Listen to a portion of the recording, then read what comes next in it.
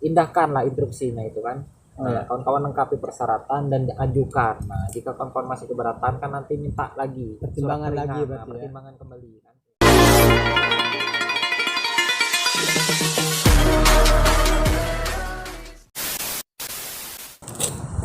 Bismillahirrahmanirrahim. Assalamualaikum warahmatullahi wabarakatuh. Selamat siang. Jumpa lagi bersama saya tentunya hanya di Janji Channel. Pada kesempatan kali ini kita kedatangan rekan-rekan yang luar biasa.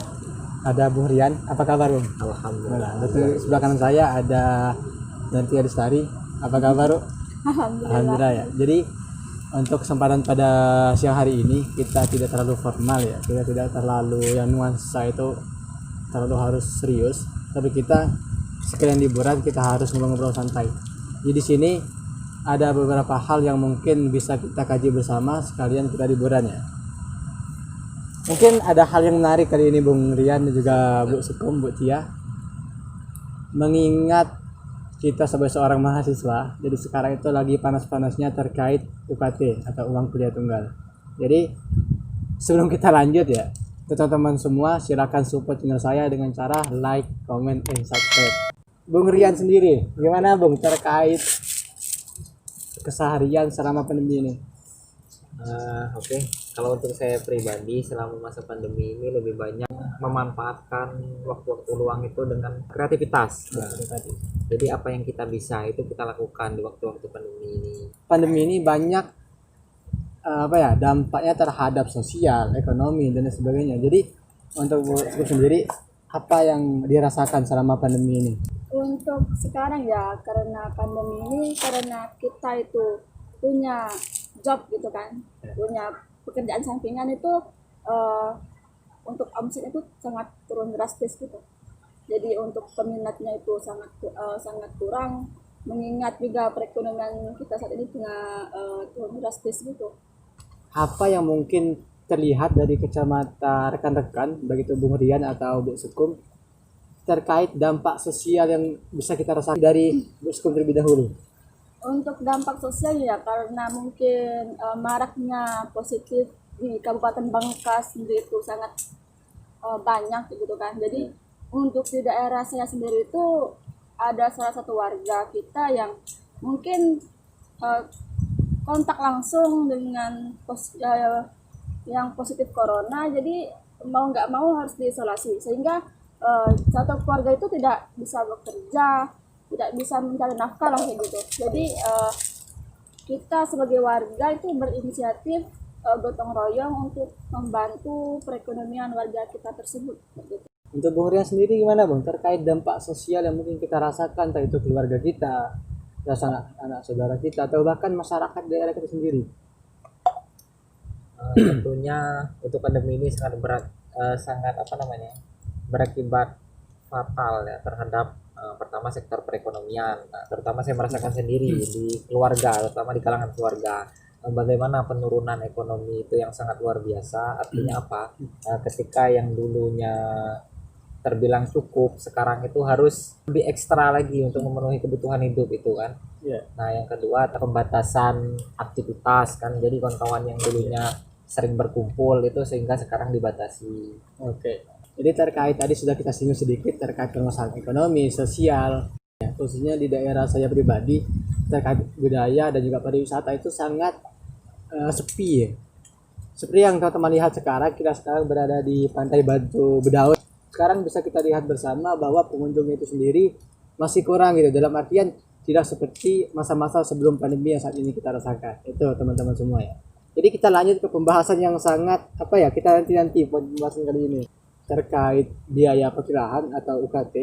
Di situ kan rata-rata pengurangan tiap perguruan tinggi kurang lebih 10-15%. Nah, mungkin tiap kampus itu, tiap perguruan tinggi itu memiliki sistem dan juga caranya masing-masing ya, dan juga latar belakang keluarga yang berbeda-beda, dan juga situasi dan keadaan masyarakat juga berbeda seperti itu. Jadi yang perlu saya tanyakan, bagaimana sih menurut teman-teman mungkin dari Bu Tia sendiri dan juga Bung Rian menyikapi isu-isu sekarang ya lagi marak diperbincangkan khususnya di Indonesia ya. Itu kan banyak ada yang mengatakan mungkin kurangnya dari segi penguatan dalam kuliah daring dan juga dengan sebagainya, mungkin kuota dan lain sebagainya, dan juga penurunan terkait biaya kuliah. Oke, dari Ibu Suka mungkin gimana kayak itu sendiri?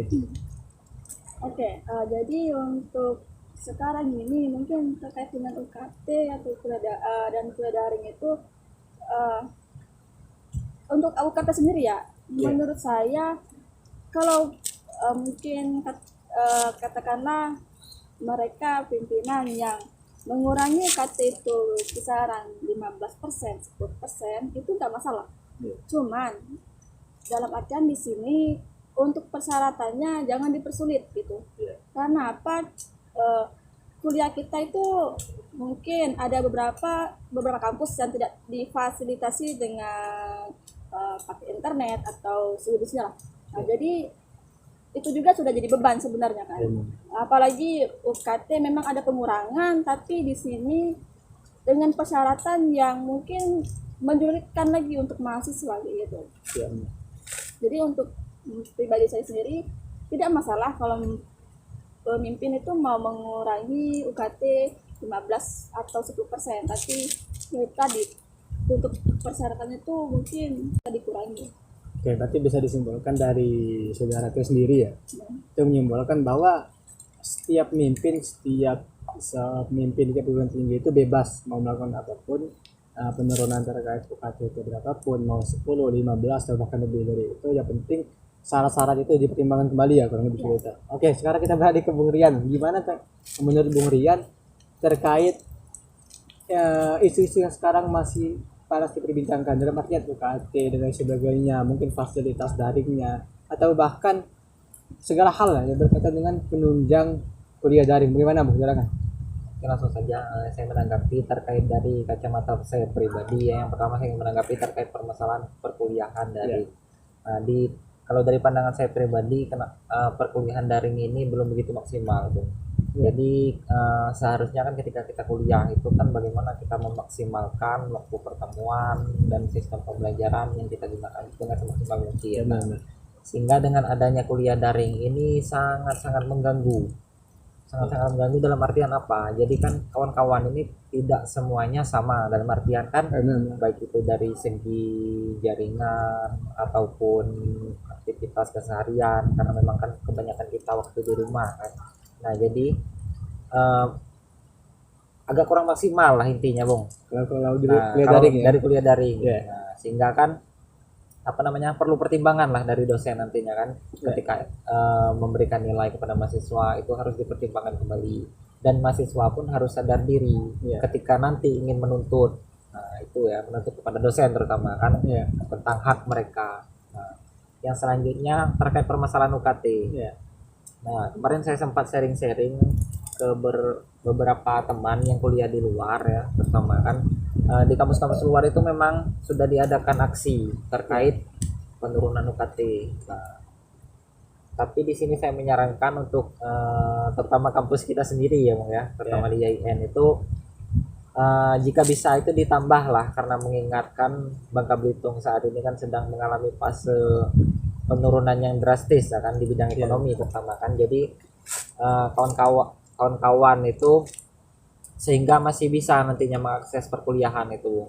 Nah, jadi itu kalau peraturan dari Menteri Pendidikan itu kan bahwa ada 3 solusi yang ditawarkan kan.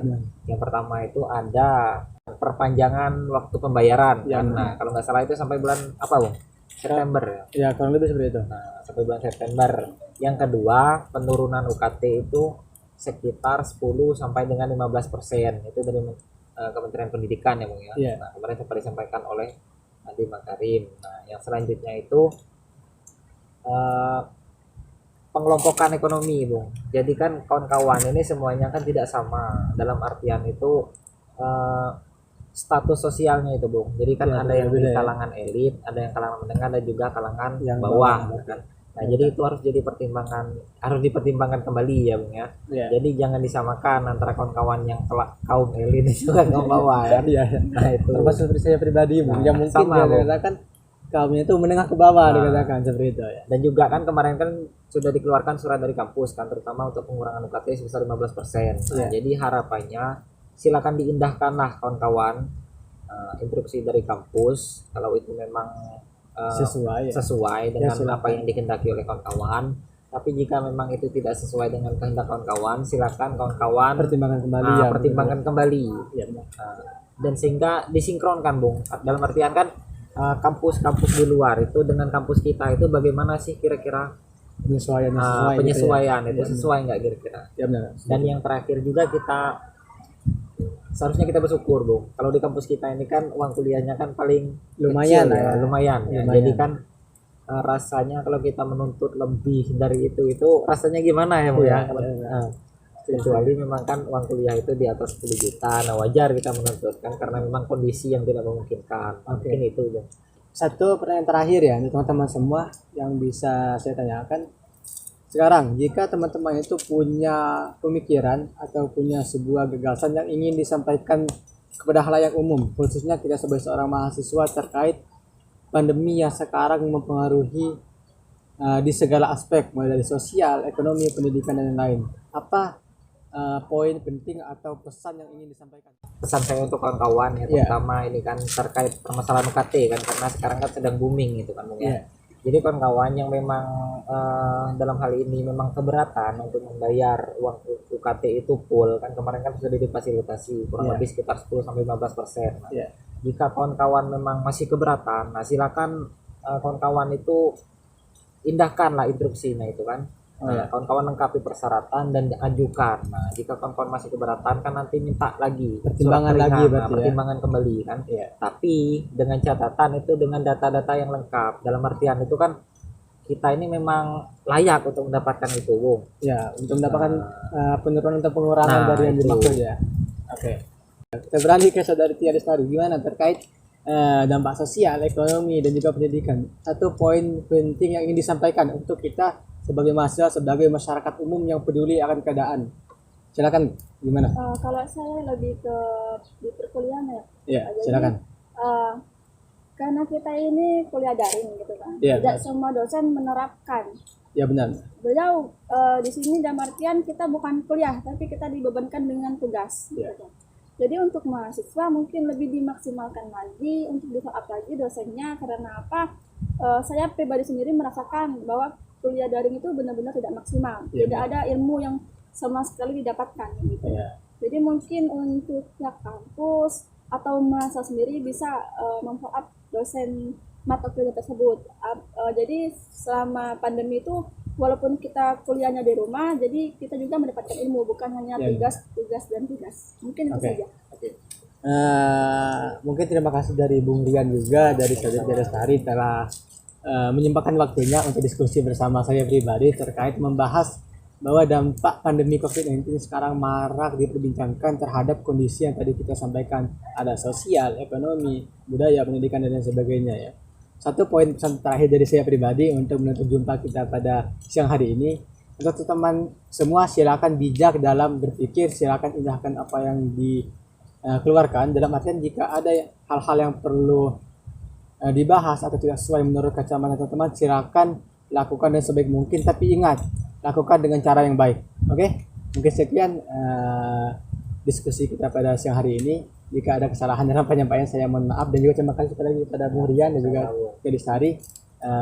Tunggu video-video selanjutnya ya. Sekian dari saya, akhirul kalam. Wabillahi muwaffiq ila aqwamit thoriq. Wassalamualaikum warahmatullahi wabarakatuh. Sampai jumpa.